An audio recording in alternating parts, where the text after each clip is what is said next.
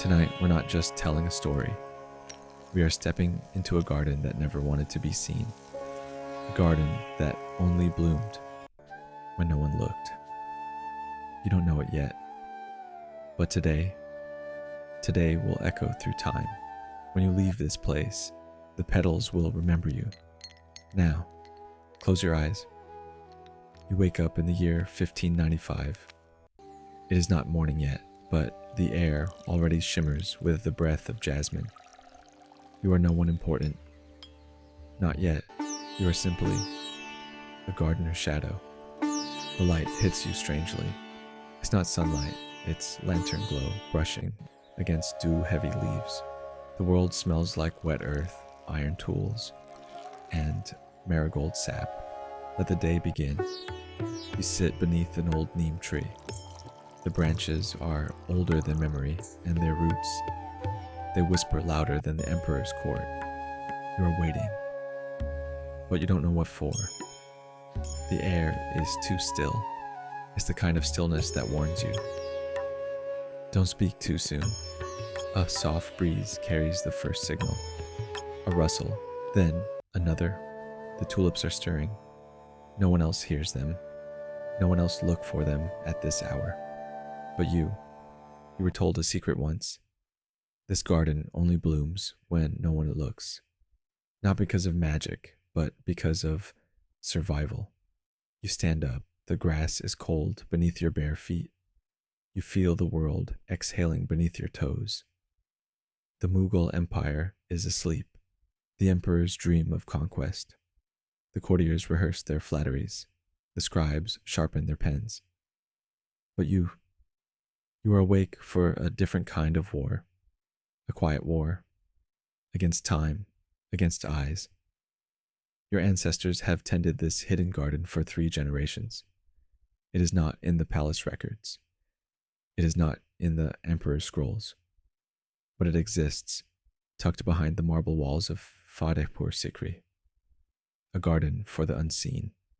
A garden that fears being named. You pick up a brass watering vessel. It is dented. Not because of clumsiness, but because it has been passed from hand to hand, each gardener leaving a small story in its curve. You walk silently, your feet memorizing the cracks in the pathway. You don't need light. The garden guides you. The tulips here are not meant to impress kings. They are fragile, thin-stemmed. If you breathe too loudly, they bow their heads as if ashamed. And yet, their colors hold stories. A soft yellow, like the parchment of forbidden letters. A deep crimson, like the seal of a promise never kept. But no one knows, because no one looks. You remember your grandmother's words. The emperor has his gardens of fountains and marble. But we have this one, the garden that breathes without orders. You kneel beside a sleeping tulip. Your breath slows. You have to be patient. The bloom will not open for a hurried soul. The moon, high above, holds its breath with you. Even time feels slower here. Suddenly, a sound. Software, but in this quiet, it's loud. Footsteps, but not the hurried clatter of courtiers. These are softer, curious, hesitant. You look up, heart still. A child, barefoot, wrapped in a simple cotton shawl. No jewelry, no attendants. She stands at the garden's edge, eyes wide, as if she stumbled into a forbidden world. You know who she is. Everyone in the Zenana whispers her name. Gulbadan's granddaughter, the one who talks to plants. She's not supposed to be here, but neither are you. Your instinct is to bow, to hide, but something in her gaze stops you. She walks towards you, each step as careful as a breath. I heard them, she whispers. The flowers, calling. You do not reply. Words feel too heavy for this hour. She kneels beside you, mirroring your posture. Her small hands press gently into the soil. The tulip between you shivers, as if recognizing an old friend. Minutes pass, or maybe hours. Time is different here. Together, you watch as the tulip slowly unfolds, petal by petal.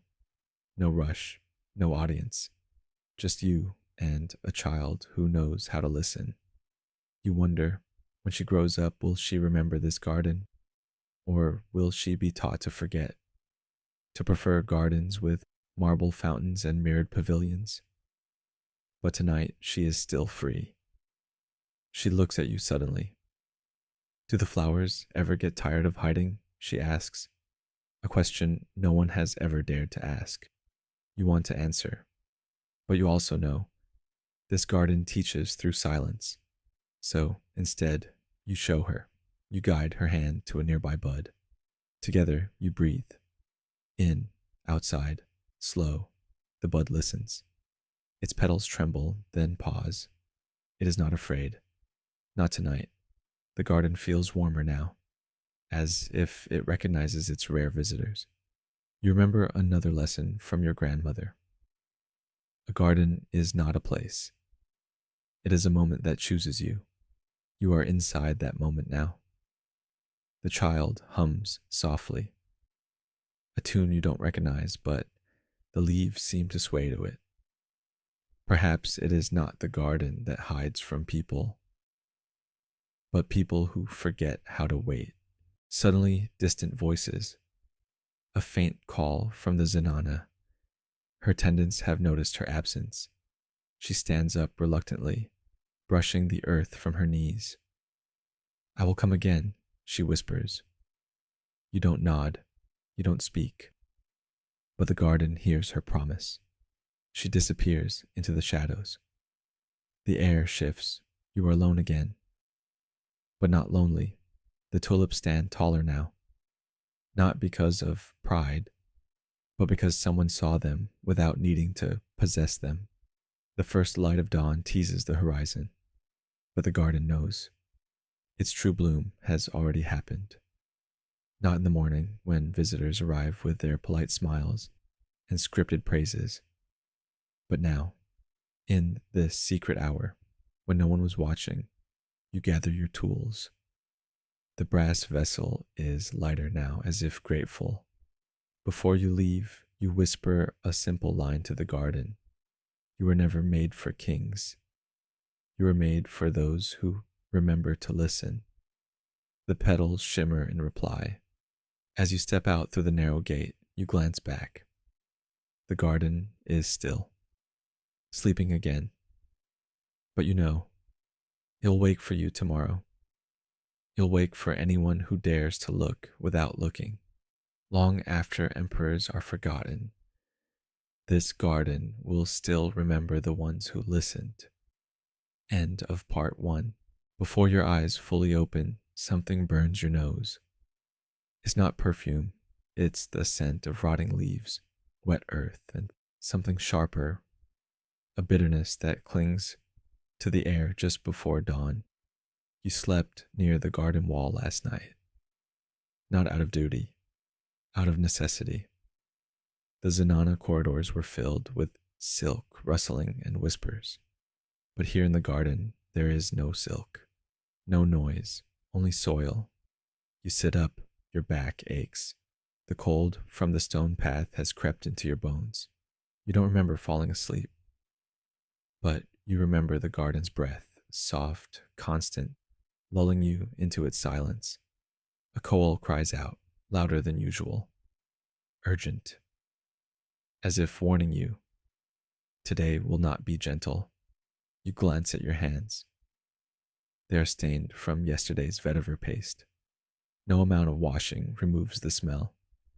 It seeps into your skin, into your breath. You are not clean. But you are needed. Before the emperor's wake, the unseen labor begins. You rise, feet numb, and pick up a wooden pail. It's half filled with water from the garden's underground cistern. The water smells faintly of moss and iron, but in this world, water isn't judged by its taste. You splash your face. It stings. Your reflection in the water shivers, not from the breeze, but from your own unease. You are the caretaker of a garden that no one claims. a garden that exists only in the quiet spaces between stories. Today it needs you, but the day has sharp teeth. As you walk deeper into the garden, the earth feels heavier. The tulips are still closed, but their stems are tense, almost bracing. You kneel beside them. Your hands move automatically, brushing away dead leaves, loosening the soil. But today, every motion feels watched, not by people, but by time itself. You breathe in deeply. The air bites back. There's rot beneath the surface, the decay of yesterday's blossoms. You scrape it away gently, revealing fresher soil underneath. But even the fresh soil carries a sourness today. You remember your grandmother's warning. When the earth turns bitter, something is coming. You don't know what, but you believe her. Your fingers brush against something unexpected. A small shard of porcelain, buried near the roots.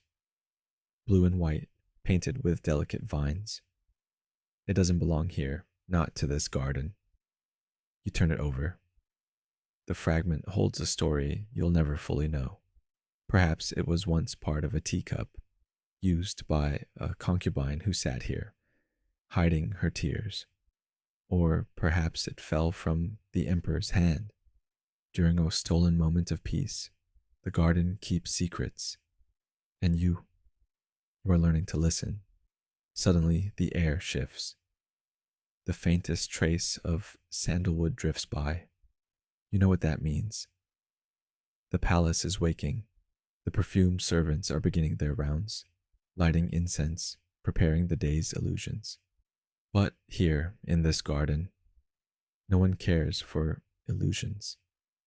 Here, the scent of rot is as sacred as the scent of rose, because both are truths. You wipe your hands on your tunic, smearing the soil across the faded fabric. Your stomach growls.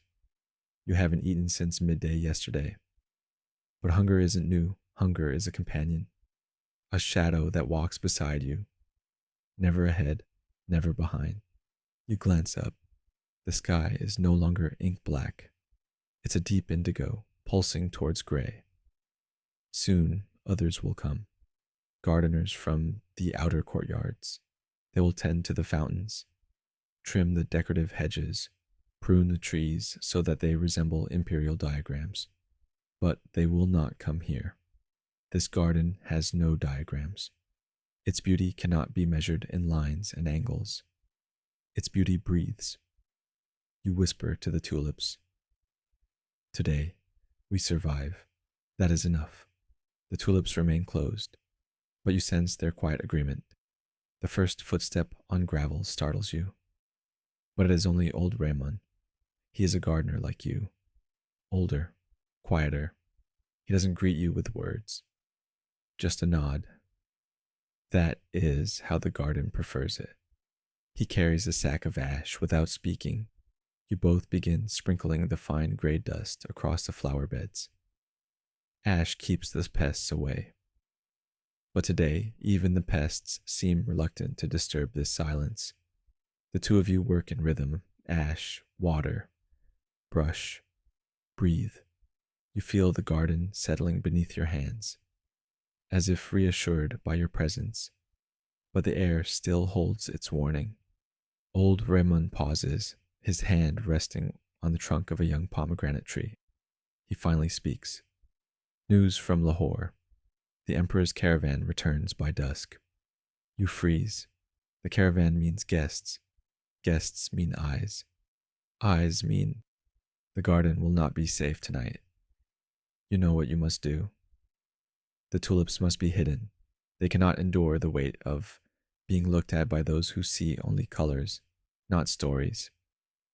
You and Raymond begin covering the most fragile blooms with muslin cloth, not tightly, gently, like veils. The cloth will shield them from the heavy gazes that bruise more than hands ever could. As you work, your mind drifts to all the mornings like this one where survival wasn't loud or glorious. It was quiet, software, a whispered defiance. By the time the sun's first rays kiss the marble walls, you're covered in sweat and dust, but the garden looks peaceful, unremarkable, invisible, exactly as it wishes to be. You sit on the stone ledge, breathing slowly. Your back aches, your hands sting, but you smile because you know today the garden survived, and you survived with it. Sensory shock, surprise fact insert. As you wipe your brow, you remember a truth that no one outside these walls cares to know. The water you used today was hauled from wells over 300 feet deep. Every drop that kissed these tulips traveled farther, worked harder than any courtier ever will. The emperors write poetry about rivers and fountains, but they do not know what it takes to bring water here. You do, your hands know, the garden knows. You close your eyes, and for a moment the aches fade. In this garden, even pain feels like a conversation. The tulips remain closed, but you feel them listening. Tomorrow, perhaps, they will bloom again, but only if no one is looking. End of part 2. Your first task today is simple. Stay alive long enough to reach midday, but survival here, it's never loud. It's never heroic. It's in the quiet battles. Battles with hunger, with silence, with the weight of invisibility. You stand beneath the arched colonnade. The sandstone breathes with you, its surface still cool from last night's memory of moonlight. You glance at the courtyard beyond. Servants are beginning their rituals, polishing brass vessels, folding cotton awnings, scrubbing marble steps until the day can see its reflection. But here, in your corner of the palace, no one polishes, no one reflects. You are not a face they care to see. You are a pair of hands. Hands that clean. Hands that brush. Hands that stay unseen. Food? If it's there, it's stale. A hardened piece of flatbread left on a chipped platter. You chew it slowly, not for taste, but to remind yourself of texture. Water? You'll find some. It might be clean. It might not. But thirst isn't something you argue with. It teaches you to compromise. The worst part isn't what's missing. It's the eyes, the occasional glance from a noble's attendant, measuring you, calculating if you belong in their line of sight. You try to walk confidently, but inside, what if they notice I don't belong here? You straighten your shoulders. You move as if invisible, because being noticed is dangerous. But being forgotten, that's how you survive. Your first task today is with rose beds near the eastern wall. They're not your garden, they belong to the courtiers. But the head gardener is absent, and someone has to care. The soil is dry, the leaves are drooping. You kneel, but your knees don't touch marble. They press into uneven stone, the kind laid by masons who never expected royalty to kneel here. It comforts you. Your hands begin to move. You loosen the soil, not too deep. Rose roots are sensitive. You remember your grandmother's voice. Treat a rose root like a secret. Dig too deep, and it will never trust you again. You work quietly. The sun is rising now, its light slanting through the intricate jolly screens, casting lace-like shadows on your hands. The world above is waking into elegance, but you are waking into labor. And still, you breathe. A murmur reaches your ears. 2 noble women passing through the corridor. Their voices are soft, but the words are sharp. They are discussing the emperor's caravan, the Persian carpets being unfurled, the jeweled canopies being prepared, the garden arrangements for tonight's mehfil. You are not part of their world, but your hands will prepare their stage. Your stomach clenches again. You swallow. Hunger is a weight you carry like a folded shawl. Close, familiar, but you do not pause. Your fingers continue brushing the soil. You feel a shadow fall across you. A pair of embroidered slippers stop it at the edge of the rose bed. You don't look up. You've learned not to. But a voice addresses you. Why is this rose wilting? The tone is not cruel. It's indifferent. Which is worse. You reply softly. The earth here is thirsty, Begum Sahiba. She doesn't respond. But after a moment, a silver coin drops near your hand. It doesn't matter if it was pity or distraction. It's survival. You bow your head lower, allowing the weight of invisibility to shield you once again. You move to the next bed. Every rose is different. Some require trimming. Some only need their thorns acknowledged. You understand them. You too have grown thorns, but quietly, where no one can see. The sun climbs higher.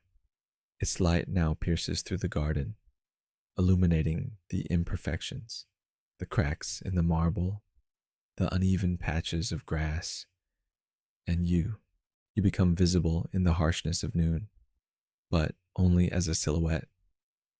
No one cares to ask your name. See, you carry the silver coin in your fist. It feels heavier than it should.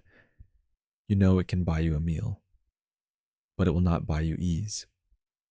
Not today. You pocket it silently. Your next task is to clean the water channels, the narrow aqueducts that snake through the courtyard. The emperors love to hear the sound of water murmuring through them, a symbol of paradise. But no one likes to think about who scrapes away the algae, who crouches in the sun to unclog the flow. That is your task. You kneel by the water's edge. Your reflection greets you, tired, unadorned, real. You scrape.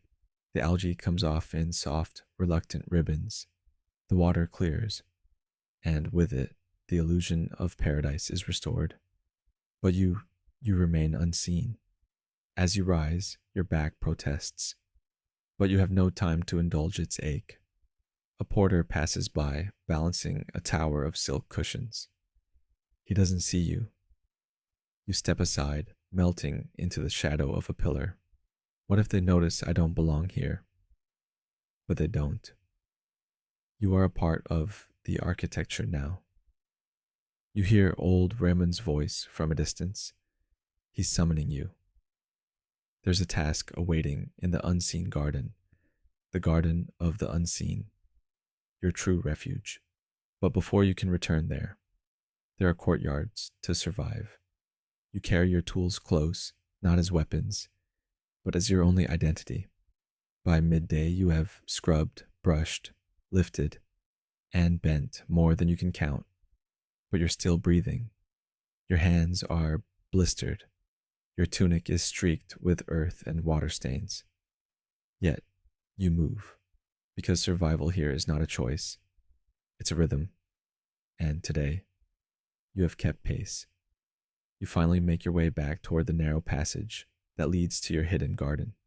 The air feels different here, cooler, softer. You're not yet safe, but you're closer.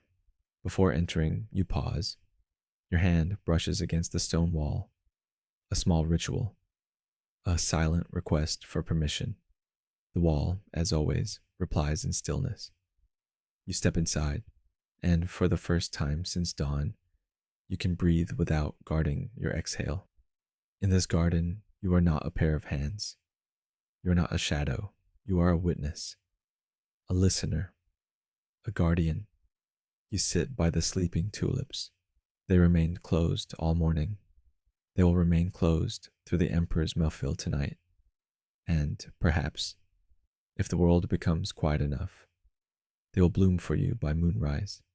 But for now, you rest, not in sleep, but in presence. You survived the morning. You endured the eyes, the hunger, the stone, and you did not lose yourself. Internal conflict, survival struggle thought. Maybe I'm not meant for this. Maybe the gods made a mistake, or maybe they left this garden for those who remember to look without needing to own. You lean back, eyes half closed, breathing in the garden's quiet. It breathes back. Survival, you realize, is not always about fighting. Sometimes it's about lasting through the quiet. End of part 3. There's no room for weakness in this world, because even the gods watch you. But their gaze is not always where the emperors think it is. Not upon thrones, not upon battlefields. Sometimes the gods prefer gardens. And here, in this garden that blooms only when no one looks, belief is not spoken. It is breathed. You wake before the sun, not because you must, but because the garden expects it. The tulips do not open for those who arrive late. You kneel, palms flat against the soil, feeling the night's breath still lingering. The earth is cool, pulsing, with a rhythm older than any mosque's call. Today is not a day of grand rituals. There are no ceremonies with scented oils or gilded prayer books. But that does not mean the rituals are absent. They are here in the smallest of gestures. You begin with the first. You listen. Silence is never truly empty. It is filled with the sighs of roots, the soft crumbling of soil shifting, the distant hum of water traveling through underground veins. Your grandmother taught you. Before you touch a plant, let it speak first. You wait. And when the garden breathes back, you begin. With your right hand, you trace a circle in the soil around the youngest tulip. 3 times. Slowly. It is not written in any book. But this is prayer. Nearby, an old stone bowl waits. Within it, crushed marigold petals, sandalwood dust, and a few drops of rose water. You dip your fingers into the mixture. The scent is subtle, but it rises like a memory. You touch the tulip's closed bud with this paste, not to anoint it, but to remind it you are seen, even when you hide. This is not a ritual meant for gods above. This is a conversation with the small gods of roots and petals. Your breath becomes part of the ceremony. Inhale, exhale. You murmur softly. जिस चीज को दुनिया भूल जाती है, वो ही खुदा के सबसे करीब होती है. That which the world forgets becomes closest to God. The tulip does not move, but you feel its presence shift. Not an opening, but an acknowledgement. The sky begins to pale, and with it, the palace beyond the garden begins to stir. From a distance, you hear the first azan, the call to prayer rising gently, threading through the air like silk. But here you do not stand or turn towards Qibla, because the garden itself is your Qibla. The act of tending is your salat. Each handful of soil, each breath with the tulips, is a rakat of its own. The sun edges higher. Light spills into the garden. But you're not done. You fetch a thin reed flute. It has no grand melodies, just a soft, repeating breath. You play, not for music, but because the tulips recognize this sound. It tells them the world is still safe. This is not written in any imperial garden manual. But you know, your grandmother knew. Some rituals are inherited through soil, not scrolls. As you play, the garden shifts. The air becomes gentler. The leaves soften their posture. The tulips, they do not bloom yet, but they listen. And that is enough. You pause, resting the flute across your lap. Your hands, streaked with marigold paste and earth, rest on your knees. You feel the weight of the palace returning, the sound of sandals, instructions being barked, the day's performances being rehearsed. But here, in this quiet pocket, you are part of a different performance. one where no audience is needed. You whisper once more to the tulips, Tum sirf tab hi khilna, jab tumhara dil chahai. Bloom only when your heart desires. This too is belief. It is not loud. It is not gilded, but it breathes. Thematic repetition, core phrase, anchor. You are not just a servant, you are the offering. Your labor is not payment, and it is a form of devotion. Every scrape of your nail against stone, every breath you hold when a tulip shivers, these are prayers. Not spoken upwards, but outwards, into soil, into silence. By the time the palace bells chime for the morning darbar, you are finished. Not because the ritual has ended, but because it continues quietly. In every heartbeat of the garden, you rise, dusting your knees. Today, the emperors will discuss power. Poets will recite verses. Courtiers will argue over silk and spice, but none of them will know that the most sacred prayer of this palace was whispered in a hidden garden, between a gardener and a tulip that chose not to bloom. And perhaps that is how the gods prefer it. End of part 4 script. No law protects you. Only power does. And power in this palace does not wear a crown. It wears silence. It wears observation. It wears patience. You know this, because you have lived beneath its shadow. The sun is rising higher now, pulling gold from the marble walls, making even the dust appear dignified. You step out of the hidden garden, stepping carefully. The pathways outside are not made of earth. They are made of eyes. Eyes that watch, eyes that measure, eyes that decide. You pass a column where imperial guards stand.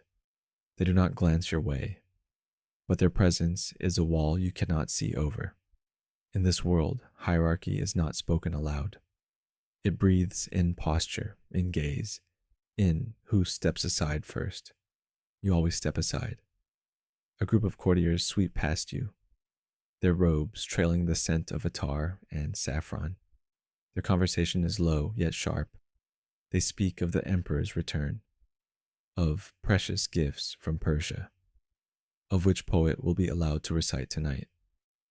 You listen without listening, because your story is not in their words. Your story is in the silence between them. You pause near the archway that leads to the imperial kitchen. From within, the clang of brass vessels, the sizzle of ghee, the murmured chants of kitchen hands. You know some of them.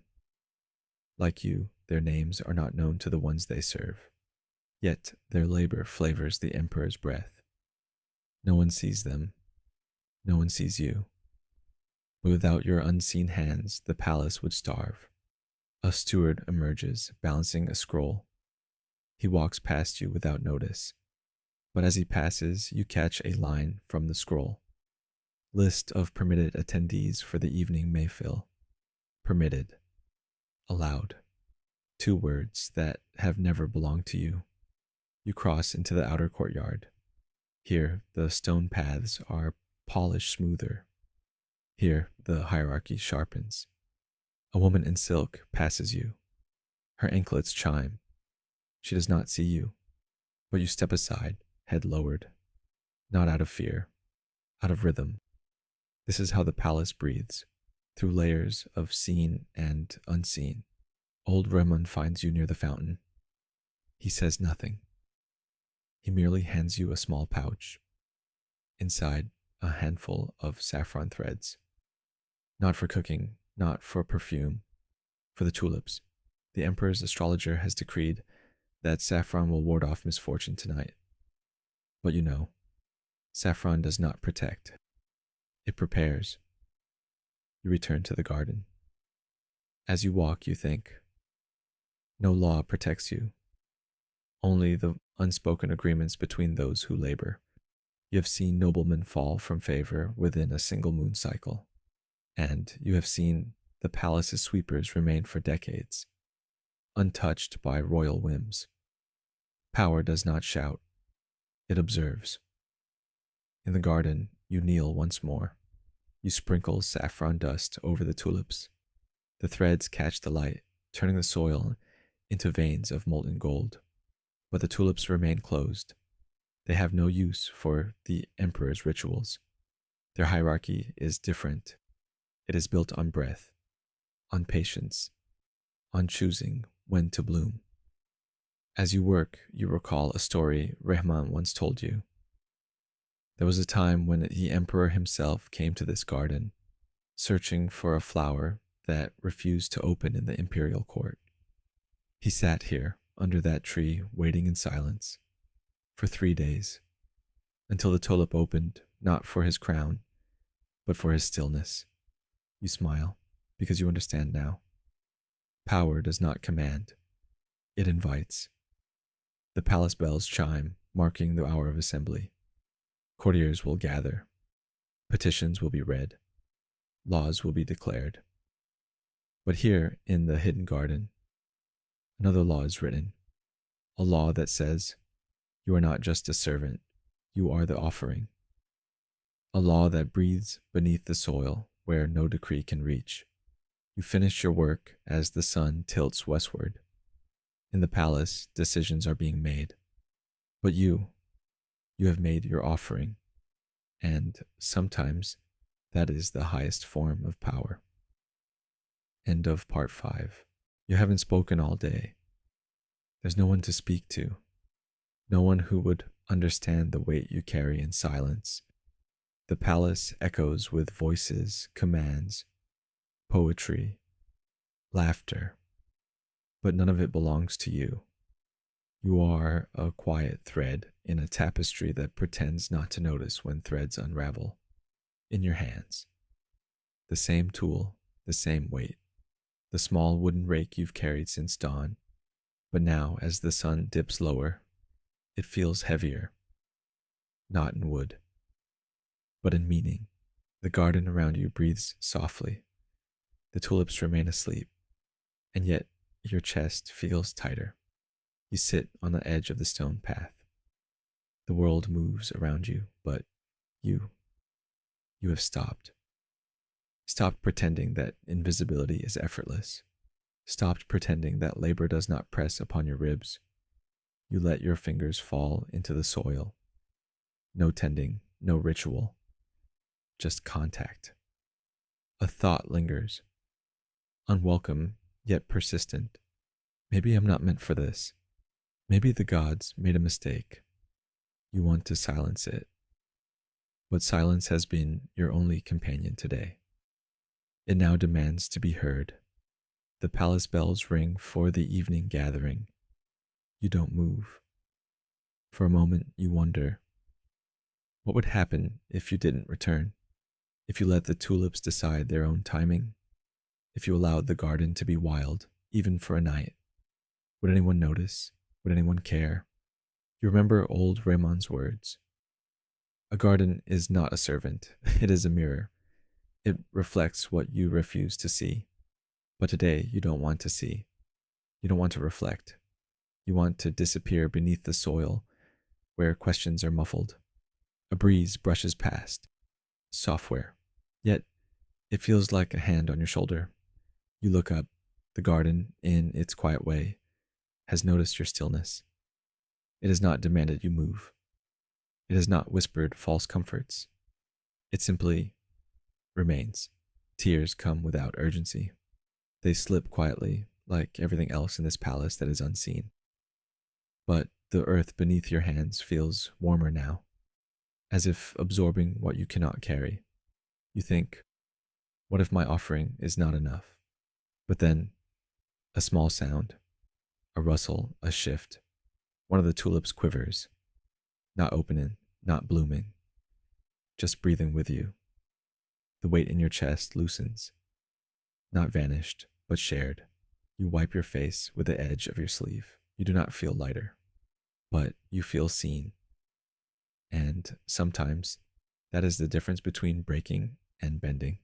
The garden does not ask you to be strong. It does not ask you to be perfect. It only asks you to be present. You rise slowly, not in defiance, not in duty, but because you want to. The wooden rake is still in your hand, but now it feels like a bridge between you and the soil, between despair and breath.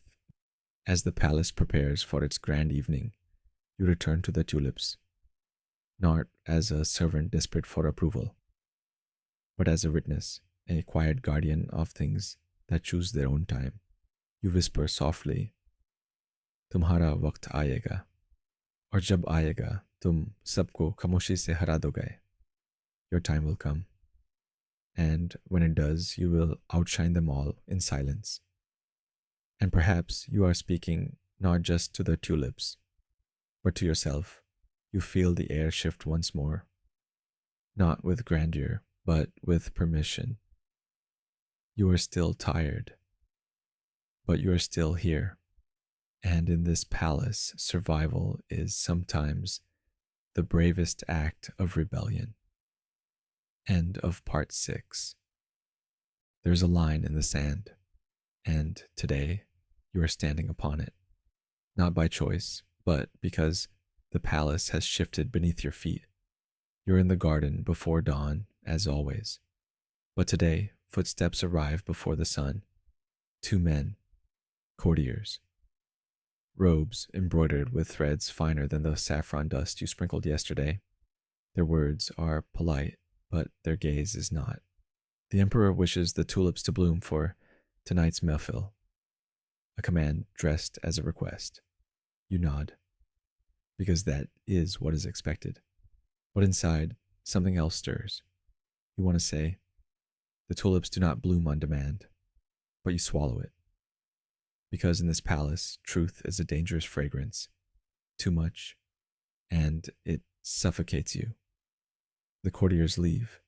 Their sandals leave no marks upon the marble, but their words have carved into your breath.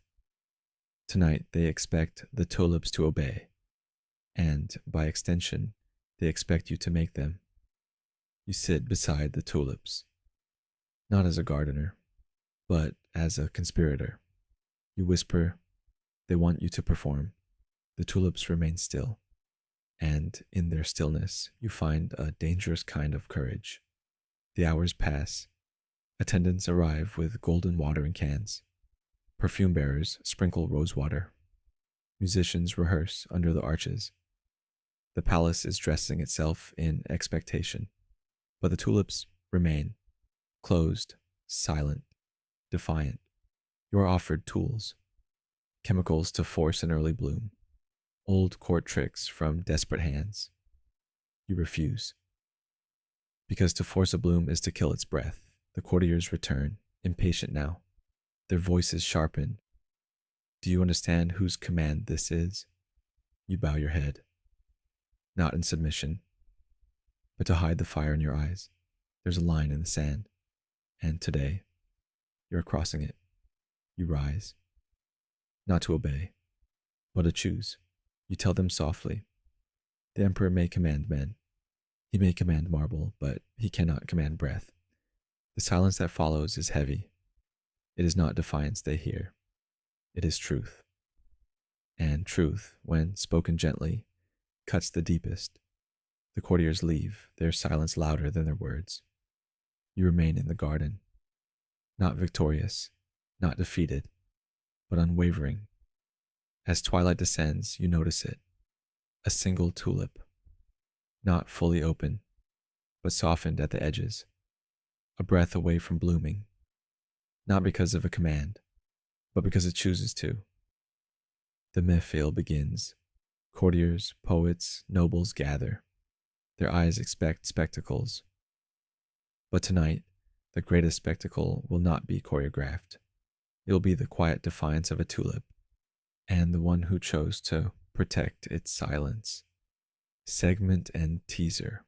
What happens next will follow you into legend or oblivion.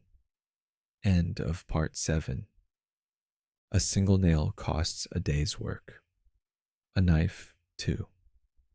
But today, you're not thinking of nails or knives. Today, you're thinking of saffron threads.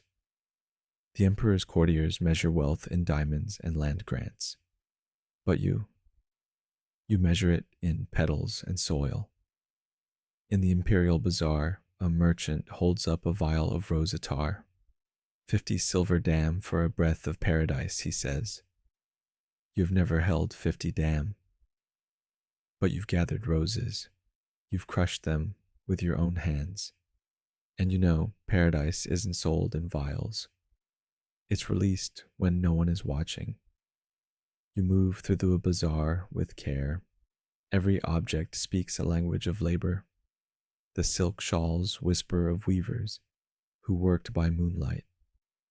The copper pots still carry the fingerprints of forgotten artisans. You're not here to buy. You are here to understand. A gardener's wealth is not in coin. It is in trust.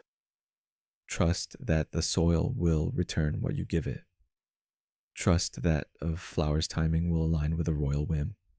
But trust is not a guarantee. Old Raymond taught you the tools of survival long before you ever touched a tulip. He said, coins are loud. Soil is patient. Choose wisely. You chose the soil. But now, as the palace prepares for tonight's mehfil, you wonder if patience has a price. You pause by a stall selling dyes. Indigo, madder, saffron. The merchant boasts of their brilliance, but you know their secret.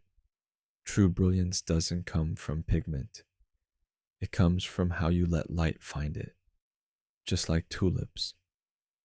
As you return to the garden, you notice the palace painters. They crouch in shaded alcoves, mixing colors. Their paintings will capture tonight's mehfil. But you wonder, who will paint the silence of a tulip refusing to bloom? Who will remember the hands that chose not to force it? A sweeper crosses your path. She nods at you. It is a nod filled with understanding. In this palace, the ones who create beauty and the ones who clean after it, they share a quiet bond. Both are invisible. Both are essential. As sunset nears, you tend to the tulips once more. You do not water them with haste. You do not sprinkle perfume. You simply breathe with them.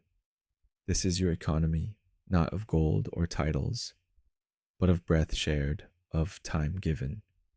In the imperial court, power is counted in jewels. But in the garden, power is in every grain of soil you refuse to rush. That is your wealth. As the mehfil drums begin, you realize your survival is not in being seen. It is in choosing when to be. You have no riches, no title, but tonight you possess something no emperor can command: patience. And that is the rarest tool of all. End of Part 8 script. You thought this world was noble, clean, cinematic, but real life is louder, slower, hungrier. The palace gardens are often painted as paradise. Miniature paintings show them as perfect symmetries of emerald and gold. But you know the truth. Perfection is crafted, maintained, and sometimes forced. You remember the stories they told you as a child, stories of emperors who could command flowers to bloom with a single gesture, of poets who claimed the very scent of roses bent to royal will. But here in this quiet garden, you've learned. Flowers do not recognize crowns. They recognize breath, patience, stillness. The mehfil is in full bloom tonight. Candles float on pools of water. Musicians weave silk into air. Courtiers perform smiles polished to perfection. Yet, behind the arches, you stand among the tulips. They remain closed, and in their quiet defiance, they tell a story no poet dares to write. Beauty is not obedience. You've seen the painters exaggerate. In their scrolls, gardens are always in eternal spring. No withered leaves, no muddy paths after rain. But you have walked those muddy paths. You've held dying petals in your hands, and you have learned. Imperfections are not failures. They are signatures of truth. A young noblewoman approaches you tonight. Her curiosity is unpracticed. Why don't the tulips bloom for the emperor? She asks. You smile, because you know the question she's truly asking. Why does the world not bend the way I was told it would? You reply, because breath cannot be painted. She doesn't understand. Not yet. But she will. The myths will always be louder than the truth. Stories of emperors who never aged, of jewels that glowed without light. But you have learned.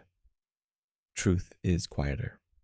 It whispers through soil, through hands that labor without applause. You think back to old Raymond's words. Myth feeds the eyes. Reality feeds the roots. And tonight you are standing where myths and roots collide. As the mehfil reaches its peak, you notice a change. Not in the crowd, but in the tulips. One begins to breathe open. Not fully, just enough. Enough to remind you the most honest moments are never scheduled. You whisper, you are not just a gardener. You are the consequence. The consequence of patience, of silence, of choosing to let things be. The palace may sell its myths, but tonight you are witness to the truth. A garden that only blooms when no one looks. End of part 9. There's blood on your hands now, maybe yours, maybe not. But it's not the blood of battle, it's the quiet red of crushed petals, of tulips that chose their own moment. The mehfil swirls on, songs, poetry, silken performances. But behind the arches, you kneel in the garden. Tonight you chose not to obey. And in that choice, something else bloomed. You remember the first time old Raymond told you, this day will echo through time. You thought he spoke of emperors, of wars, of grand histories. But now you understand. It was never about them. It was about you. And a single moment where you refused to force a breath. The courtiers glance at the garden, noticing the tulips remain closed. You expect whispers of disappointment, but instead, something shifts. The emperor himself turns his gaze toward the archway. He does not scold. He does not command. He watches. And in that watching, you realize silence has become the loudest performance of the night. A painter nearby captures the scene, not of dancers, not of jewel-laden guests, but of you, kneeling beside tulips that refuse to bloom on cue. For once, the painting will not lie. Legacy is not always grand. Sometimes it is a quiet defiance, a moment where you chose patience over spectacle. You feel it now. This choice will be remembered. Maybe not in scrolls, maybe not in songs, but in the breath of future gardeners who will learn that beauty cannot be commanded. As the night deepens, you look at the tulips. One has opened slightly, on its own terms, and you know that is enough. Foreshadow callback. This day will echo through time, not through applause, but through breath. You rise slowly, not victorious, not defeated, but certain, certain that tonight you have planted a seed that no crown can uproot. End of part 10. The moon is out. You don't move, not yet. In the stillness, you finally hear yourself breathe. And maybe, just maybe, the world breathes with you. The mehfil's music softens. Guests slip into quiet conversations. But here in the garden, time has folded into itself. You are no longer in tonight. You are floating in a memory of hands tending soil, of petals unfolding without witnesses, of a breath that never rushed. You walk slowly now. Every step upon the marble is a prayer, not of words, but of listening. The tulips remain, softly closed, yet they are not asleep. They are breathing like you. You sit upon the garden stone bench, The air is cool. The scent of jasmine hovers like an old friend. Tonight, no one will ask anything of you, and that is a rare kind of wealth. In the distance, you hear a poet recite, "What is beauty if not a breath shared in silence?" The poet does not know you are here, but his words find you. You close your eyes, and for a moment, the palace fades. The courtiers, the commands, the expectations. All that remains is breath, yours, the gardens, the universes. You remember old Ramon's last teaching: when the world demands noise, choose silence. Tonight you have done exactly that, and in doing so, you've become invisible but not forgotten. As the night deepens, you notice the stars reflecting in the water channels, a mirrored sky beneath your feet. The tulips do not bloom tonight, but they don't need to. Their quiet has spoken enough. You rest your head against the cool stone, and in this small, quiet moment, Kier, you realize you were never just a gardener. You were the breath between stories, the pause that made beauty possible. Final thematic line: you were never just a servant. You were the story. Sleep now. Tomorrow, they'll call your name again. But tonight, you are exactly where you need to be. End of part 11. You lived it. You felt it. But would you survive it again? Could you wake before sunrise, whisper to a garden that refuses to rush, and choose silence in a world addicted to noise? The palace will remember the Mofil, but you will remember the breath shared with tulips. Not because it was loud, not because it was commanded, but because it was real. In a world of grand stories, you chose to live in a quiet one, and that is a bravery rarely sung about. Tonight, you were more than a witness. You were part of the breath that carried a garden through time. No crown required, no applause needed. As you lay in your bed now, let this story settle into your bones. Because somewhere in every breath you take, there's a tulip learning when to bloom. Comment, reflection, CTA. Could you have survived a single day in this world? Could you have chosen patience over spectacle? Silence over command? Tell me. Not as a viewer, but as a storyteller in your own right. And if you're still listening, you are part of a rare few who carry ancient voices in their blood. Sleep well, storyteller. The garden will bloom again, but only when no one looks. End of part 12.